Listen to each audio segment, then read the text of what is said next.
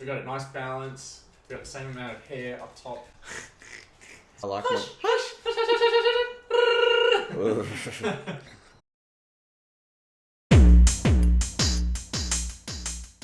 We're CDR. I'm Matt. He's Bryn, and this week we're reviewing Folklore by Taylor Swift, which is what punishment I decided to give to Bryn. Good boy. So what do you think? So we know that it was shadow drop because of the pandemic, which is a lot of albums have been dropping. Folklore, which if you want to look up is traditional beliefs, customs and stories of a community passed through generations by word of mouth. Yeah. So this is where the title comes from, and you do find a little bit in this album. That's the reason why I think this album is actually pretty good. Okay. And it's because one of the collaborators with her was Aaron Dessner, is one of the founders of The National. You know, I love The National. Okay, right. Well, that does explain. It explains a lot of the sound. See, mate. You gotta love the sound out of that. He's also one half of Big Red Machine. Yep. You really do get a feel for that throughout the whole album. The first one being The One. Yeah, look, it was an okay intro. She uses the word shit in the first line, so that You piqued your interest? Well, yes and no. It just, I don't know if it seemed forced, but it certainly gave the impression that it was going to be different just off the bat. So, I mean... Well, when the first line is, I'm on some new shit, saying yes instead of no. Yeah, I mean... And like, it's kind of inspirational for a good first lyric. It's like, oh, this is going to be different. Well, I mean, what it does do well is it sets up the album thematically. So, you know what you're in for. So I think it does a good job. I think it's actually a decent track. I wouldn't say I'm going to listen to it again after this week, but... It's a good intro.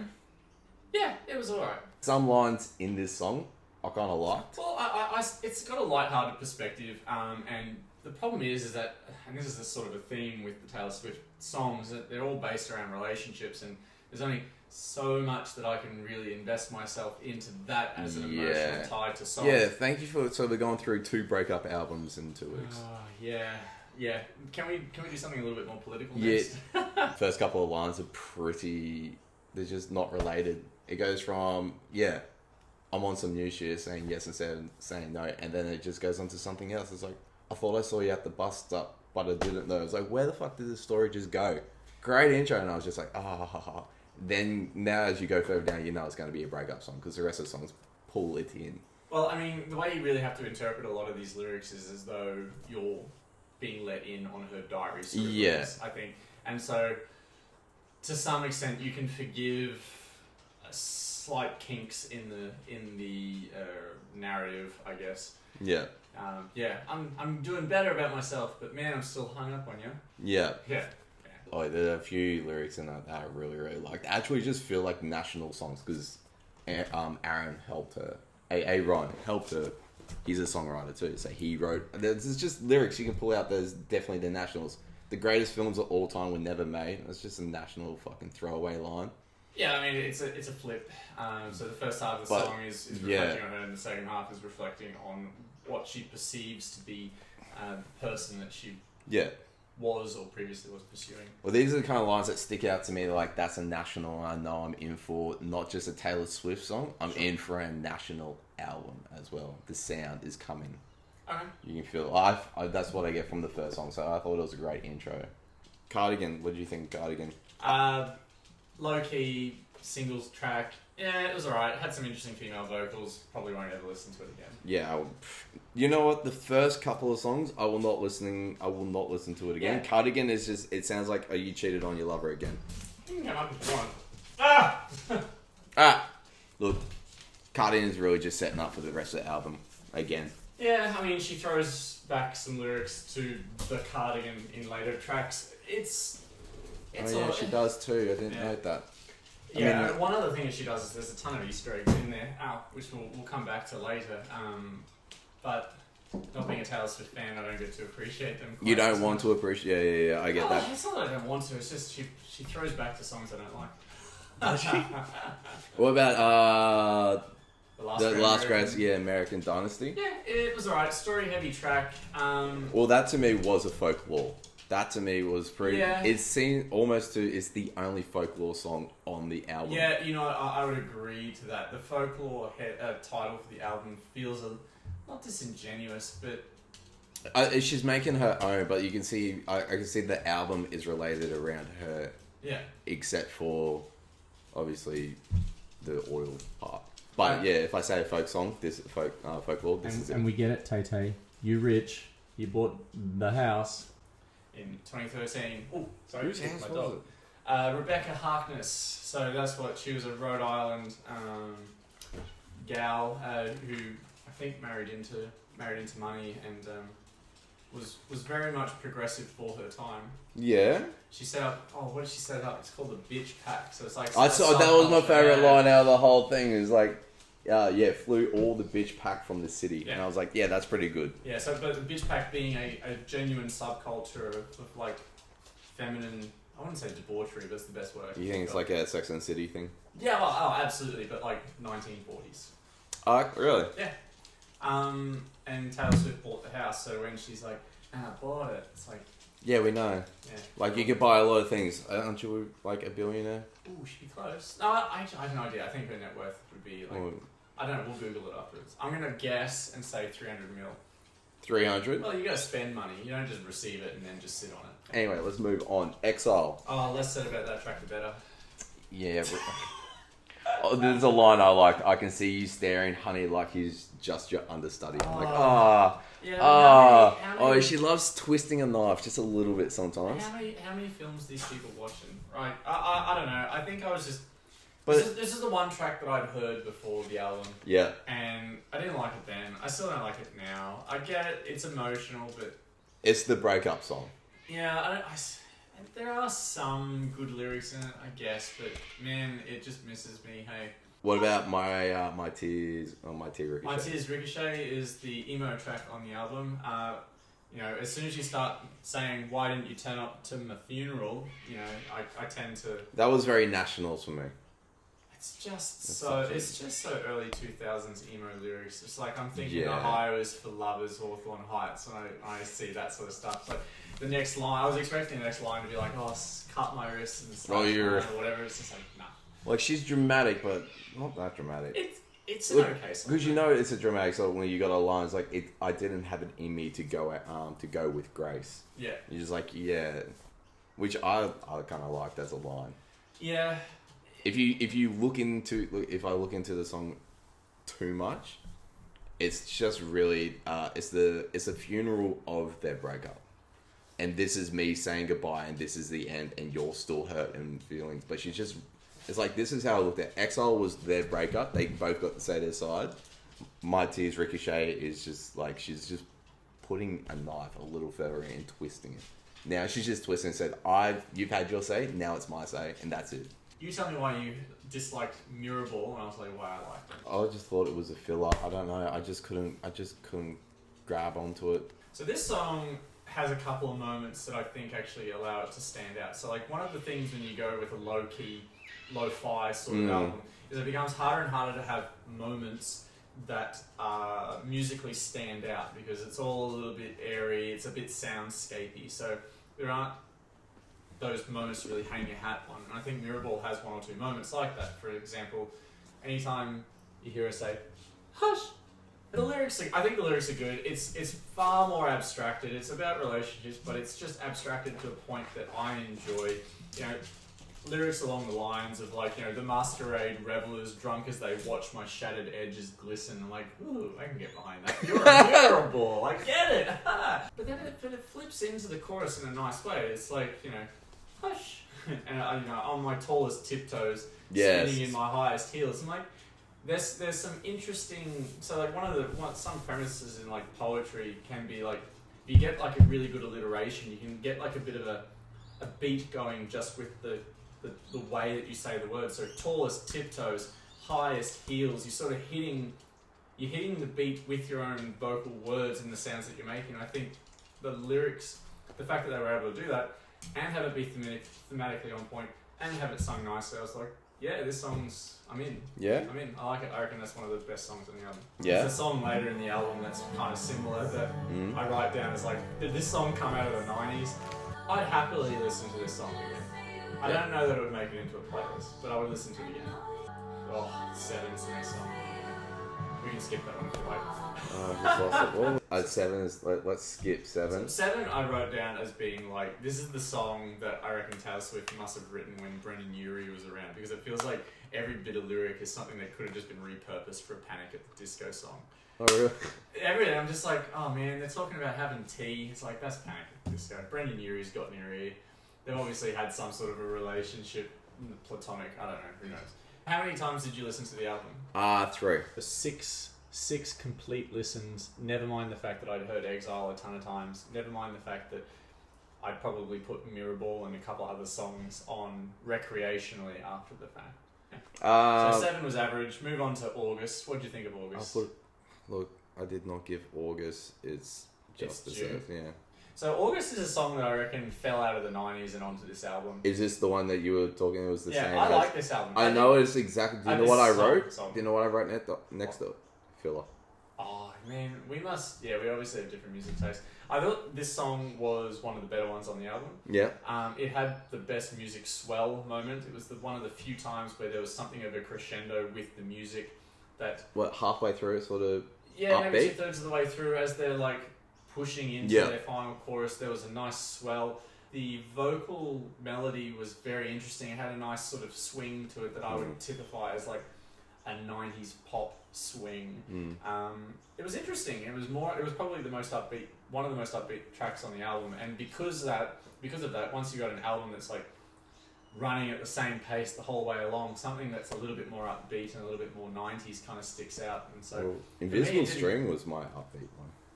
That's not upbeat. And no, it just came in a little bit different. I was like, oh, that's nice. Oh yeah, I mean it is different. Anyway, we won't get there yet. In terms of the music, August I think was one of the tracks that was different enough to actually stand out for mine. Yeah. Next song. Yeah, it's a 90s track that I don't really care for. That's fine. Cool. What was the next one? This is me. I just said this is heavily national influenced. This one was okay. I had this as a generally good track. Cool. The chord progression was interesting. There was one point where it went with something of a minor chord progression in the first half of each verse that gave it this, I wouldn't say menacing, because there's nothing menacing on this album, but certainly gave a darkness to it, which I thought was good given the theme of the song, basically. Tay-Tay feeling browbeaten. Oh no. I just wanted you to know this is me singing on a podcast again. Yeah, look, it's just that lo-fi, just real soft, almost like if you want to be happy, you can get it. If you want to be sad, you can get it. It's whatever your mood is. This will kind of just roll you with it. It's a very smooth song, and I like that how just the flow of it is really, really good. It's accessible, absolutely. Yeah, it was a good track. Yeah, enjoyed it. Illicit Affairs. So Illicit Affairs, I written down as like forgettable, and then every time I listen to it, I'm like, why is it forgettable? Like the lyrics are okay, the guitar works pretty good. Yeah. There are moments of interest, but every time I listen to the album, I'm always surprised that this song is in there, and I'm always just like, oh yeah, this song's here. Okay. It's not a bad track, but is it just like the backstory to how the breakup came about?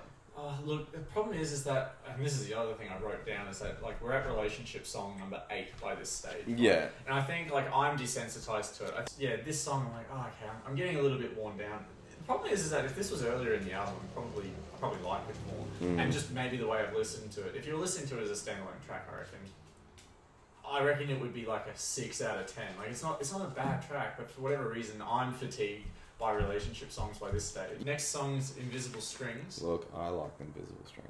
It's a good song. I like the story. It has that hidden meaning of story of what was the lines that she has in it? There was some invisible string tying you to me. It's almost as the same. I got the same thought of that as if two ships passing in the night. I mean, yeah, it's abstracting fate in some way. Yeah. Yeah. That's almost like a Donnie Darko sort of, but with There were This song's I don't think I'll listen to this one again. But that doesn't mean there weren't redeeming qualities. The music work is pretty good. The guitar work's pretty interesting. Yeah. It has some interesting lyrics. So like one that did catch my ear, and every time I hear it, I'm like, that's a good line. Is the one where she's like, you know, cold is my axe to grind for the boys that stole my heart. Now I send their babies presents. It's like, yeah, I like that because it very succinctly shows that she angry, she not angry, and like life just moves on. Almost to the part is like you're like, I'm happy that you're happy and you found this. Yeah, There which is that's quite a beautiful thing. This track loses marks because it references Bad Blood, the song, which I fucking hate. Mad Woman. Yeah, I won't listen to this track again. I reckon it was I was like, is it a dig at Kanye? I reckon it's a dig at Biebs and his manager and the people who bought Taylor Swift's old discography. So Taylor Swift doesn't own most of her music, right? And when the rights for the sales came up, Justin Bieber hates her, and some other dude that he's friends with bought the rights to her music. So now the people that Taylor dislikes owns her early discography, right? I don't know if this is what the song is about, but lines like, you call me crazy and that makes me crazy, it's like, she talking about it. So did Bieber just pull a dick move? Oh yeah, but like... But he's getting royalties for those too. But they've been yeah, exactly. Good investment, right? I'm not gonna lie, he's done something that really pisses off. The more successful you get, the more money I get. Yeah, I'm not certain that's what it's about. I like to think it is. That being said, I don't really like this track. This track is very, very skippable, especially given what's to come. Would you listen to Mad Woman again after this? Probably not. Yeah, Epiphany. Best song on the album, without a doubt. Do you want to know what I wrote? You hated it. No. Read the first line. Oh man, where am I looking? Top left. Super fucking slow. First part, something. Yeah. That was just the first thing. Is it just took so long. It was one word singing at the start, and I was just like, "Fuck me, dead." After 2 minutes, it was repetitive. I didn't need the ending. It depends on, I guess, your perspective on the song, right? So it's clearly going for a long sonic soundscape feel, and so what it does well is the vocals mix in with the soundscape. So what I would suggest if you were to listen to this song again is pick a moment in time where you're not feeling aggravated, you're kind of in something of a zen state. Put on headphones, close your eyes and just listen to the track and just let that be the only thing that you engage with at that point in time. So like the thing about the soundscape that I think is particularly good about this song is the fact that it feels like the background, for want of a better word, drone, is influenced by the shift in the music. So it's almost like, I get the impression that like if the music were a still lake, the bass is like someone rowing a boat across it. It disturbs it. So like when the bass hits low, you can hear the bass dissolve into the soundscape. It just creates what I think is this, really nice, involving, slow song. Because you're right, it's not high octane, right? It is going to be a bit hit and miss, and like if you're looking for something a bit more upbeat, it's just going to be a total miss. The other things that I think are good about the song is that you can't have a slow song like that that is thematically off. So like the verses, you have someone going to war and dying, you have someone's mother dying in surgery, right? So you basically have these horrible, shitty things that happen. And you have the chorus is basically just like pleading for like a moment of sanity, basically. Like, gee, I wish I could work it all out. And like, for some reason I resonate with a message like that. One, it's also not a relationship message. It's literally, it's effectively a core existential angst. It's like, why are we on this shitty planet where shitty things happen? Gee, I wish I could have an epiphany so that I could make peace with this. And so it is a song about seeking peace amongst the chaos. And the song is both organized and chaotic in the way that the soundscape is kind of like, it's not form. You couldn't go, oh yeah, I'm listening to specific things in that soundscape. You're just listening to this sea of noise, but it's influenced by the bass line. So like I feel like it ties in a way that I enjoy. The first couple of lines are real heavy hitting, and anyone who's a vet that's got PTSD should not listen to this song. And Just a Flesh Wound, Monty Python reference, Mm. and in Hey, you Just know a this. Flesh Wound, in 4 words, it gives off what I would consider typical male levity at the severity of a given circumstance, whilst not downplaying the fact that you are in a shit circumstance, right? Okay. Betty. Yeah, I never want to listen to this track. More again. cheating and apologizing. That's all I wrote. I wrote, this is lesbian love story. I'm sick of relationship songs. I really don't like this song. I liked one part, and that was hunters with cell phones. Yeah, absolutely. I heard that, and I was just that is just... Yeah. If I take anything away from this whole thing, that's what Taylor Swift has in her life, is hunters with cell phones. Honestly, it does come with the territory of earning 70 mil a year, right? And sure, maybe that's not the agreement she signed up for when she was young and releasing the original love story, which is a much better version of Betty. I get it. Take the last 3. I'm So- out. Like, by the time I was done, I was fried. Okay, Peace is a nice little song. So at the very start, they got a really interesting bass line with some harmonised bass. The lyrics are well enough, clever enough. This is a good track. Hoax is a nice little closer to the standard album. The Lakes, this is what I put, so much promise with the first lines and then bleh. Yep. Although I don't know how many songs use the word wisteria in their lyrics and get away with it. Lakes just kind of was for me. She just went away to somewhere, to a lake, to write the album, and that's probably where this all went down. And it's like almost the end of the album and the end of her life at that stage, and there's now going to progress onto something new, because she kind of leaves that. So I get the impression that the Lakes is just her running away. Yeah, that's what I mean. That's her rehab place. That's the place she went. That was the moments that she needed to clear her mind. Did you like the album as a whole?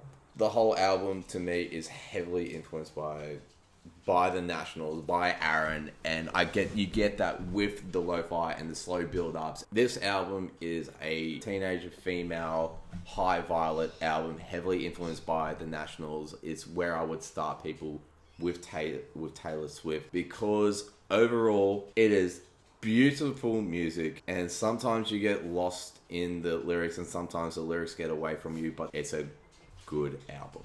Do you think it's a good album? I want to say it's a good album. I'm not going to give it a rating. Good album. If I were to give it a rating, I'd give it 6.5 out of 10. I think there are some really good songs on there. There are some really average songs on there. Overall, it sticks to its theme. Some of the songs are a little bit indulgent. Exile and Betty are like hipster bait. Like they're hipster bait. Absolutely. They're just made to pull certain people's head and heartstrings in a particular direction that I don't particularly like. And that's the other thing that I struggle with too, is if you sort of abstract out of it, I look at the album and I go, is Taylor Swift just making an indie album to remain relevant, given the fact that seems to be where the music industry is progressing? It's like, she only released an album 10 months ago, and suddenly we have a hipster album that's come out.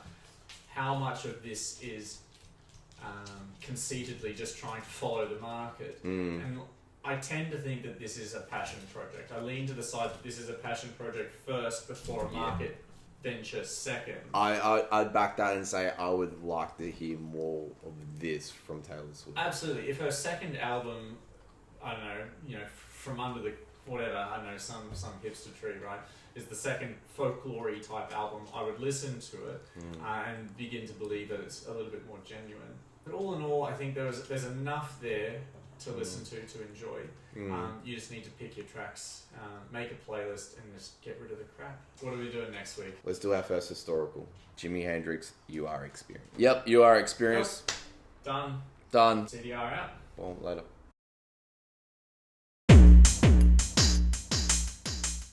Been touched by a man. Oh, erotic.